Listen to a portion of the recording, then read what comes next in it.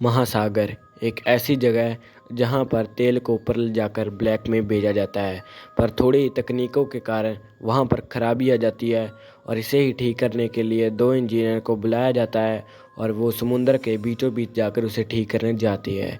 एक इंजीनियर ऊपर उठता है और एक नीचे जाकर डायमंड को ठीक करने लग जाता है। पहला इंजीनियर फ्री होकर बीड़ी बूड़ी फूकने लगता है, पर उसमें सी एक चीज़ उससे साथ टकराती है। वो उसे देखते ही रहता है, पर तब तक तो पहले वाले ड्राइवर का तो खेल ख़त्म हो जाता है और दूसरे वाला ड्राइवर जो ऊपर था वो उसे चलाता है और आवाज़ लगाने की कोशिश करता है, पर नीचे वाले ड्राइवर का तो पूरा खेल ख़त्म हो चुका था। ऊपर वाला ड्राइवर बहुत ज़्यादा घबरा जाता है और अपने दोस्त को आवाज़ लगाता रहता है, पर इतने में ही उसके साथ फिर से एक चीज टकराती है और उसका भी खेल ख़त्म हो जाता है। और इसके दांत देखकर कोई भी नहीं बता सकता ये क्या है। अब कहानी थोड़ी सी आगे बीतती है और हमें एक पर्ल नाम के बंदे को दिखाया जाता है जो कि अपनी फैमिली के साथ उसी टाउन में जा रहा है जहाँ पर वो मछली रहती है। वो जाता है और पहुँचकर कहता है कि हम वहाँ पर बहुत ज़्यादा इंजॉय करेंगे, बट जैसे ही वो वहाँ पर पहुँचते हैं उसे कुछ अजीब सा लगता है, क्योंकि जो चीज़ उसके बॉस ने उसे फ़ोटोज़ दिखाई थी वो उससे सारा टाउन ही अलग था। वो बहुत ज़्यादा परेशान हो जाता है और फ़ोटो से फ़ोटो को मैच करने लगता है, पर कुछ नहीं मिलता। वो वहाँ पर थोड़े से बंदों से बैठे थे, उनसे भी पूछता है, पर कोई उसका सही जवाब नहीं दे रहा था। वो जाता है और एक शख्स से बात करता है और वो कहता है कि जो तुम ढूंढ रहे हो वो मैं तुम्हें दिला दूंगा। वो एक होटल की तलाश करती है, पर वो कहता है कि यहाँ रहना खतरे से खाली नहीं है। पर वो उठता है और उससे कहता है कि चलो, पर जाने से पहले वो अपनी भगवान की मूर्ति के आगे थोड़े से रुपये देख देता है, जैसे कि बहुत ज़्यादा खतरनाक चीज़ होने वाली है। वो जाते हैं और उसे एक घर दिखाने लगता है। वो घर उसके लिए अच्छा तो नहीं था, पर अब उसे वहाँ पर रहना ही पड़ेगा क्योंकि और कोई चारा भी नहीं था। अब वो इंसान उसे कहता है कि अब तुम्हें अपनी फैमिली का ध्यान रखना होगा। वो कहता है ख्याल क्यों? क्योंकि डर है उस ब्लैक डीमन का, वो उससे कहता है। पर तब तक उसके बॉस का उसको फ़ोन आ जाता है और वो कहता है कि तुम वहाँ पर पहुँच गए, और कहता है कि तुम्हें जल्दी से वहाँ से निकलना होगा और उसी मशीन को लोड करने के लिए वहाँ से जल्दी से बोट से आना पड़ेगा। वो बस उतना कहकर वो वहाँ से निकल जाता है और जो बोट का सिक्योरिटी गार्ड था उसे अपनी फ़ोटो देता है और अलविदा कहता है। वो बस जा ही रहा होता है, तभी वो सिक्योरिटी वाला उसकी फ़ोटो को फाड़ देता है, जो कि बहुत ज़्यादा अजीब बात होती है। उसने ऐसा क्यों किया? कोई मकसद नहीं था। बस फिर इसके बाद पल वहाँ से चला जाता है और जाते जाते एक बोट वाले से कहता है कि मुझे वहाँ पर छोड़ दो। वो दोनों बैठते हैं और चलते हैं और पर्ल उससे पूछता है कि इस टाउन को हुआ क्या है, तो वो कहता है कि इसे क्या हुआ नहीं, बल्कि डर है उस ब्लैक डीमन का, जिसे देखा किसी ने नहीं पर महसूस सबने किया है। इतने कहते कहते वो वहाँ पर बीचों बीच समुद्र के अंदर पहुँच जाते हैं और कहता है कि वो डीमन इस समुद्र के बीचों बीच रहती है। पल बहुत ज़्यादा हंसता है, पर तब तक वो वहाँ पर पहुँच चुके थे और वो बोट वाला उससे कहता है कि मैं उससे आगे नहीं जाऊँगा, और फिर वो उसे वहीं पर छोड़कर आगे निकल जाता है। और यहाँ पर उसकी पत्नी को कुछ अच्छा नहीं लग रहा था और वो बहुत ज़्यादा घबराहट में आ चुकी थी। अब 2-3 गुंडे आते हैं और उसकी लड़के के साथ बदतमीजी करने लगते हैं। इसके बाद वो वही बोतल को उसके सिर पर मारती है और वहाँ से चली और अपनी कार को देखती है जो किसी ने उसका टायर को फाड़ दिया था। वो बहुत ज़्यादा निराश होती है और सीधा बोट वाले के ओर जाती है, पर बोट वाला उसकी कोई बात नहीं मानता और उसकी जाने के लिए कोई नहीं मानता। वो दूसरे बोट वाले के पास जाती है और उससे पैसे भी ऑफ़र करती है। जब देखता है बोट वाला कि उसे गुंडे मारने के लिए आ रहा है, तो उसके लिए वो मान जाता है। यहाँ पर अपल देखता है कि इस टाउन की तो हालत बहुत ज़्यादा ख़राब हो चुकी है, अब उसे ही सारा प्रिपेयर करना होगा। उसे अजीब अजीब चीज़ें भी मिलती है जो कि उसे डरा भी रही थी। और जब पल वहाँ पर पहुँचता है तो 2 लड़के उसे मारने के लिए दौड़ते हैं, जो अपना बचाव करने के लिए उनसे बचता है और कहता है कि वो यहाँ पर उसी चीज़ को लूट करने के लिए आया है जो पिछले सालों से नहीं हुई है। तो वो दोनों लड़के वहाँ पर लुक जाते हैं और देखते हैं कि उनकी तरफ एक बोट आ रही है और उसके पीछे ही एक कोई बड़ी चीज़ भी लगी है जिसका सबको डर था। वो देखता है कि ये तो पल का परिवार है, पर वही चीज़ उसके बोट के आसपास होती है और वो सारे जाने उसको रोकने की कोशिश करते हैं। वो उन्हें पता नहीं लगता और चलाते ही रहते हैं, पर उसके परिवार को कुछ पता नहीं चलता कि ये सब चला क्यों रहे हैं, क्योंकि वो सब इन चीज़ें सब बेचैन थे।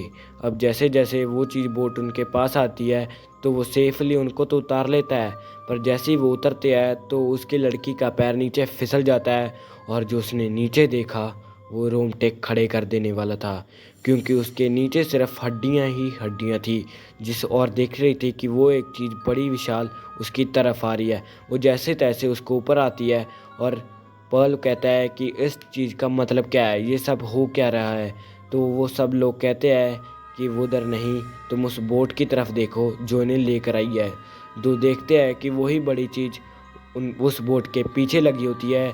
जैसी ही वो लगी होती है वो बोट का नामो निशान मिटा देती है। ये और कोई नहीं, एक व्हेल होती है और शार्क, जो कि नॉर्मल शार्क से 10 गुना बड़ी होती है। वो आदमी उनसे कहता है कि ये बात हमारे लिए तो नॉर्मल है, क्योंकि यहाँ से वापस बचना मुश्किल नहीं नामुमकिन है, क्योंकि ये हर बार होता है। वो डीमन किसी को वापस जाने ही नहीं देता। वो कहता है कि अगर यहाँ से बचकर जाना है तो उस शार्क को मारना पड़ेगा, और कहता है कि वो शार्क कई सालों से यहाँ पर है और उन बॉस को भी हमने आई कांटेक्ट करने की कोशिश की है, पर वो वहाँ से कोई जवाब नहीं आता। और वो नीचे उस रीक का हर कोना देखने जाता है कि, और कहता है कि ये चीज़ को उसने सब खराब कर दिया है डीमन ने, और इसका अगर हमें यहाँ से बचकर जाना है तो रीक को अच्छी से साई और शाबाश बनाना पड़ेगा कि ये रीक फिर से चलने लायक हो जाए। और फिर उससे कहता है कि अगर तुम्हें यहाँ से जाना है तो उस रीक को ठीक करना पड़ेगा। वो रीक उसे ठीक करने के लिए अभी पर्ल भी रेडी हो जाता है, पर उसकी पत्नी उससे कहती है कि वो डीमन यहीं पर क्यों आता है, कहीं और क्यों नहीं जाता। फिर वो आदमी उससे कहता है कि ये चीज़ सिर्फ हमारी गलती है, क्योंकि अगर हमने इस जगह को ज़्यादा ड्रिल ना किया होता तेल की वजह से तो वो डीमन उस सोल से बाहर ना आता। अब उसको ज़्यादा ड्रिल करने से वो डीमन वहाँ से बाहर आ चुका है, अब वो वापस नहीं जा सकता। इसके लिए पर्ल भी तैयार हो जाता है, क्योंकि उसको उस जगह के नीचे जाना था, क्योंकि अब उसको अपने परिवार को बचाने का कोई और रास्ता उसके लिए नहीं था। वो सब रेडी होने लगते हैं क्योंकि उनको नीचे जाना था। अब पर्ल एक कैप्सूल बनाता है और बोट वाले बंदे को कहता है उसके नीचे जाने के लिए। वो उसे नीचे भेज देता है और जैसे ही वो नीचे जाता है तो उसका नज़ारा कुछ अलग ही था। वो जैसे ही नीचे जाता है तो डीमन उसके आसपास घूमने लगता है और वो देखता है कि जो कि उस कहानी में शुरू में आए थे वो इस जगह पर एक टाइम बॉम्ब लगाकर चले गए हैं, और वो टाइम बॉम्ब कुछ ही घंटों में फटने वाला है और उसे इंसानों की हड्डियों के अलावा वहाँ पर कुछ भी नहीं दिखाई देता। और वो जैसे ही उसका फ़ायदा डीमन उठा लेता है और जैसे ही वो सब पर्ल वाले उनको ऊपर खींचता है तो सिर्फ एक ही चीज़ ऊपर आती है, वो होती है उस आदमी की लाश। वो जैसे ही ऊपर आता है तो आधा कटा हुआ शरीर आता है, क्योंकि डीमन ने उसको आधा खा लिया था। वो सब रोने लगते हैं क्योंकि अब वो वहाँ पर फंस गए थे, और ज़्यादातर उसकी फैमिली, क्योंकि अब वहाँ उससे बचने का कोई रास्ता नहीं है। अब पर्ल वहाँ पर से ऊपर आकर अपनी बीवी के पास चला जाता है और उससे लड़ने लगता है कि अब वो वहाँ पर क्यों आए। उसकी बीवी उसकी बातों से बहुत ज़्यादा नाराज़ हो जाती है और कहती है कि वो कैसे उसकी लड़की के साथ बदतमीजी कर रहा था, और वो शराबी ने उसके पीछा भी किया क्योंकि उसने उसको बोतल मारी थी। वो सब ऐसे बताते हैं तो वो कहती है कि अगर ऐसा ना हुआ होता तो मैं वहाँ आती ही क्यों। अब वो लड़ ही रहे होते हैं तभी उनकी लड़की उसकी सभी बातें सुन लेती है और वो आकर कहती है कि क्या हुआ, पर वो उसे झूठ बोलते हैं कि कुछ नहीं हुआ, सब कुछ ठीक है। वो बस इसी वहम में चल रही है कि उसकी लड़के को कुछ नहीं पता। वो अब उसी बोट वाले के पास जाता है जो कि अपने साथी का अफसोस मना रहा होता है, और डीमन उससे कहता है कि भाई क्या हुआ। तभी उन पर्ल को बोट दिखने लगती है, पर बोट वाला कहता है कि वहाँ पर कुछ भी नहीं है। इसी चीज़ में भैंस लगाने लगते हैं और इसी हरकतों की वजह से उस बोट वाले को लगता है कि ये कोई गलत स्टेप ना उठा ले। और यहीं पर दूसरी साइड उसका बेटा उससे पूछता है कि क्या हम थोड़ी देर में मर जाएंगे, तो उसका फादर कहता है कि नहीं, ये सब कुछ तेरा वहम है, हम सब ठीक रहेंगे। फिर पर्ल इंजन वाले रूम में आता है और वहाँ पर कुछ ना कुछ ढूंढने लगता है। फिर उसकी बीवी को कुछ पेपर मिलते हैं जिस पर साफ साफ लिखा होता है कि यहाँ पर खतरा है, पर मेल उस पर उसके पति के साइन होते हैं। तो वो उसके साथ उस चीज़ को टाल देती है और लिखता है कि बॉस ने वहाँ पर साफ साफ लिखा है। पर तभी उनका लड़का उस समुद्र में गिर जाता है, जिसके लिए पर्ल और उसकी बेटी उसे बचाने के लिए नीचे जाती है। पर्ल उस शार्क का ध्यान अपनी ओर खींचने के लिए चलाने लगता है। वो उसका ऊपर तो खींच लेते हैं, पर शार्क और उससे बचा लेती है। अब पति पत्नी दोनों आपस में लड़ने लगते हैं और उसकी पत्नी उससे कहती है कि असली डेविन तो तुम हो, क्योंकि तुमने कितने मासूमों की जान ले ली। वो उससे कहता है कि ये सब मैंने हमारे लिए ही किया, कि हमें अच्छे पैसे मिल सके और हमें अपनी ज़िंदगी अच्छे से काट सके और हमें आगे कोई तकलीफ़ ना आए। पर वो उसकी बीवी उसकी बात सुनने के लिए राज़ी नहीं थी। फिर पर्ल कहता है कि मैं अब नीचे जाकर हमारी सबकी जान बचाऊंगा। फिर उसका दोस्त कहता है कि क्या वो पेपर पर साइन तो नहीं किए थे? तो वो पर्ल भी उसे कहता है कि हाँ, ज़्यादा पैसे कमाने के लिए, पर मुझे मेरी कंपनी ने ही धोखा दे दिया। फिर सब उससे प्लान बनाता है कि तुम मेरे परिवार को लेकर यहाँ से चले जाओगे और मैं उस डीमन का खेल ख़त्म करूँगा, उस बॉम्ब को उस बीमर के अंदर रख दूंगा। फिर वो प्लान बना ही रहे होते हैं, तब तक वो दोनों एक दूसरे के सच्चे दोस्त भी बन जाते हैं और वो उससे इनकार कर देता है। पर टाइम थोड़ा होने की वजह से उसे ये इस बात माननी पड़ती है कि उसके परिवार को भी बचाना है। बस इसी चीज़ पर कहते हुए वो सब तैयार हो जाते हैं और पर्ल अपने परिवार को आखिरी अलविदा कहता है कि अगर वो बचा तो वो उनके साथ आएगा। वो बस इतना कहकर नीचे चला जाता है और बोट वाला इंसान उसके परिवार को लेकर वहाँ से दूर चला जाता है। अब पर्ल नीचे आ चुका था और अब देखता है नीचे आकर कि वो गलत सिलेंडर वाला ले आया है।